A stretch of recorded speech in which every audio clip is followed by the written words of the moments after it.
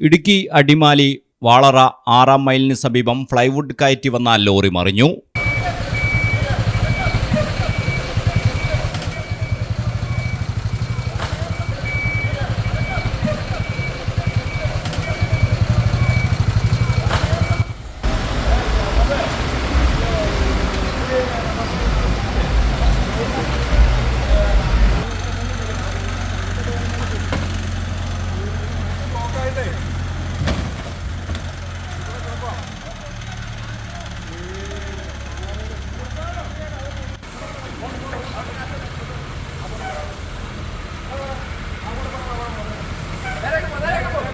ദേശീയപാത 85-ൽ മണിക്കൂറുകളോളം വാഹനഗതാഗതം ഭാഗികമായി തടസ്സപ്പെട്ടു.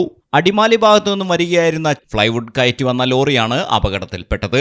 അപകടത്തെ തുടർന്ന് ദേശീയപാതയിൽ മണിക്കൂറുകളോളം വാഹനഗതാഗതം ഭാഗികമായി തടസ്സപ്പെട്ടു. ആർക്കും കാര്യമായ പരിക്കില്ല. മലയാളം ടെലിവിഷൻ, ഇടുക്കി.